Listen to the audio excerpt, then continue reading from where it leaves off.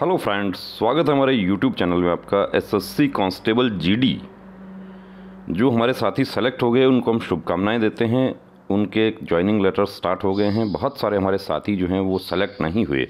जो सेलेक्ट नहीं हुए उसमें से कुछ लोग अभी दिल्ली में हैं।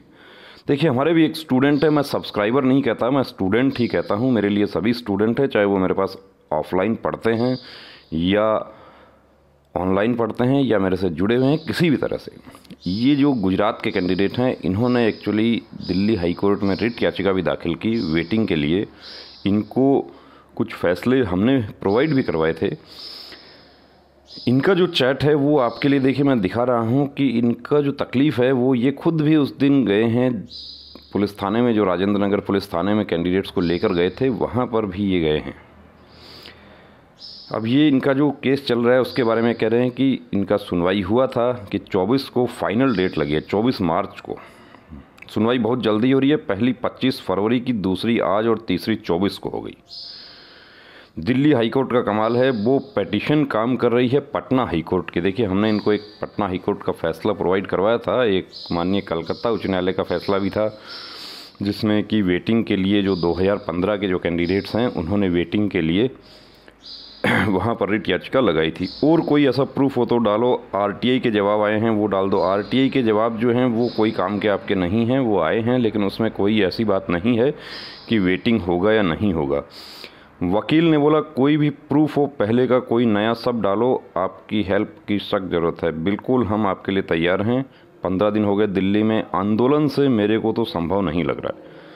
जब पुलिस ने हमें पकड़ा था तब हम केजरीवाल के कार्यालय के गेट पे थे। आम आदमी के पूरे नेता खुद केजरीवाल वहीं था। जब पुलिस ने लाठीचार्ज किया तो हम भागे नहीं, बस में भर गए, हमें जेल ले चलो। केजरीवाल ने गेट बंद कर दिया।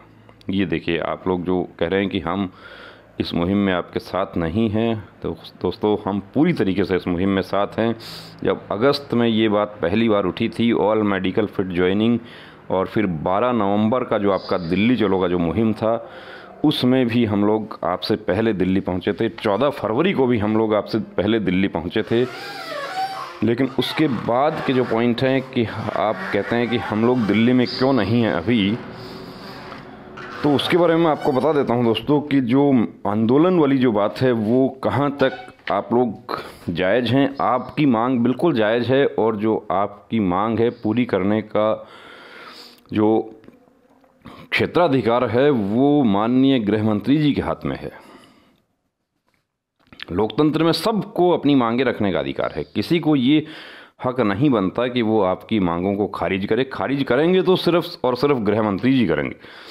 हमने मीडिया के हाथ जोड़े जब भी बाहर नहीं निकले, पूरी मीडिया वहीं थी। खुद मुख्यमंत्री के सामने पुलिस ले गई। सर, कुछ होने वाला क्यों नहीं, कुछ नहीं होने वाला, क्योंकि मैंने खुद ने सब बच्चों को लीड कर रहा था। मैं सब जगह भटक लिया। दिल्ली की कोई ऐसी ऑफिस नहीं जहां हमने लेटर नहीं दिया, पर अब तक कोई जवाब नहीं है। खुद राजनाथ सिंह जी से भी वे मिले हैं, माननीय रक्षा मंत्री जो हैं। 10 सेकंड बात नहीं की और कहा कि ये गृह मंत्रालय का मैटर है, रक्षा मंत्रालय का मैटर नहीं है। अमित शाह किसी से मिलता ना।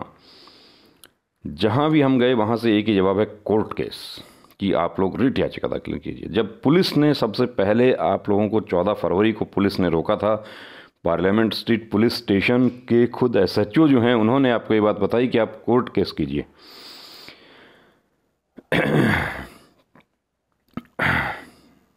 कोर्ट का सहारा लो, वही करवाएगा और कुछ ना कर सकता है। पूरी दिल्ली में एक मेरा ही एसएससी का केस है और किसी का नहीं है। देखिए, वेटिंग वाला जो मैटर है या जो कुछ पॉइंट से कैंडिडेट छूट गए हैं, वहाँ पर ये जो कैंडिडेट हैं ये अकेले गुजरात से, बड़ौदा से ये दिल्ली गए हैं, और ये लगभग इनको 15 से 20 दिन हो गए दिल्ली में बैठे हुए हैं। सबको पता है दोस्तों, दिल्ली में जो हमारे साथी गए हैं उनका पैसा भी खर्च हो रहा है, उनका बस में आना जाना, इधर उधर सब परेशानियाँ वो झेल रहे हैं। उनके पास अपने कपड़े चेंज करने के लिए और कपड़े भी नहीं हैं। पुलिस थाने में वो गए, जेल जाने के लिए तैयार हैं। और आपको ये भी बता दूं कि यदि मुकदमा हो जाता है तो वो आगे भर्ती नहीं देख सकते। वो एसएससी की उनकी ओवर एज हो गई है, लेकिन दूसरी भर्तियां भी हैं। स्टेट पुलिस की भी, स्टेट की भी कोई भी नौकरी जहाँ पे स्टेट में 40-40 साल तक सरकारी नौकरी देख सकते हैं। राजस्थान में 40 साल तक सरकारी नौकरी में जा सकता है बंदा। फॉरेस्ट गार्ड में 40 साल आयु है। नगर निगम में फायर ऑपरेटर जो है उसके लिए 40 साल है। ये साथी हमारे जो बैठे हुए हैं दिल्ली में, तो इनके लिए हमारा फ़र्ज बनता है कि इनको सपोर्ट करें। किसी ने दिल्ली से किया ही नहीं है, कोई दिल्ली के नए भी तो नहीं है, दिल्ली के ने भी तो नहीं किया। सर कोई प्रूफ हो तो डालो। ऐसा कोई प्रूफ नहीं है अभी। अब ये कहते हैं कि ऐसा कोई ऐसा जैसे पटना का 2015 आपने डाली ऐसी कोई पीडीएफ, इनको हमने केस का फैसला जो था वो प्रोवाइड करवाया था।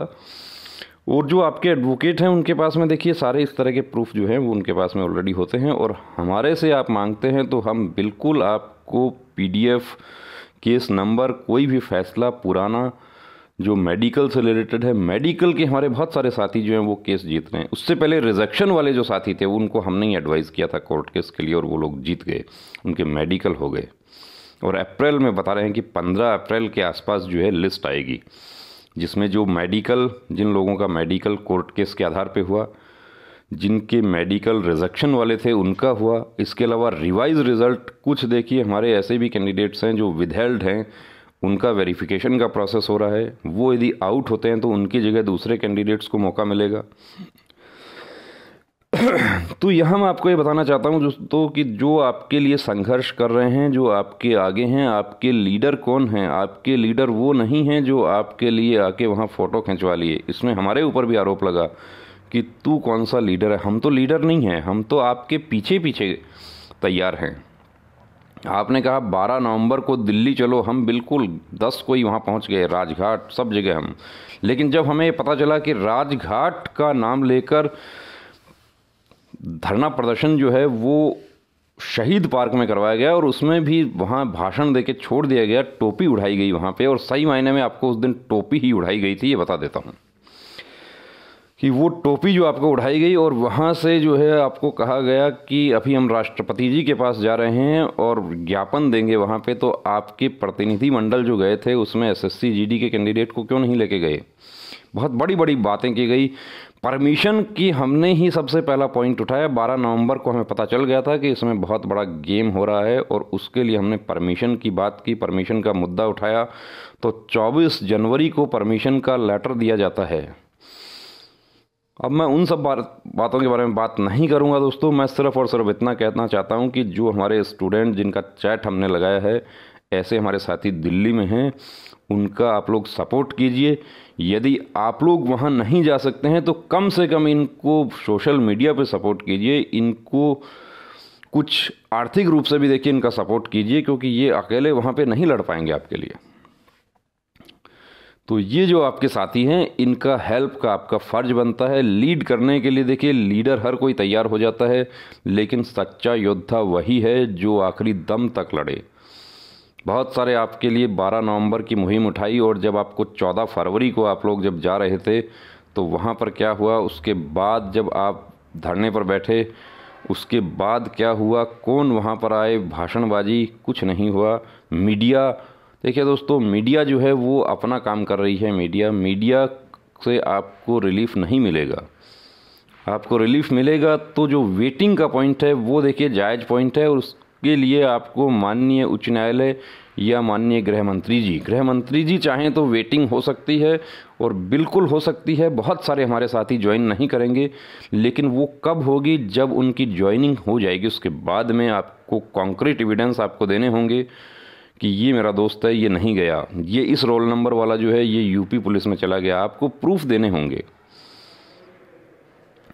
तो दोस्तों हम यही कहना चाहेंगे कि अब रुकना नहीं, अब थमना नहीं, अब ठानना है, वर्दी को हर हाल में पाना है। जय हिंद।